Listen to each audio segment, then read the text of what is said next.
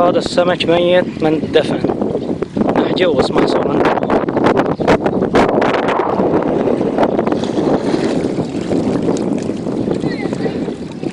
وايش سيد حسن كيف الصيد عندك؟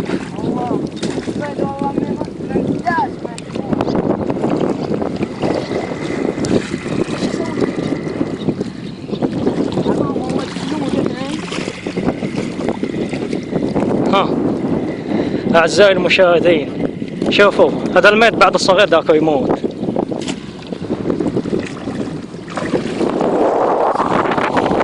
وين الثروة السمكية عندنا؟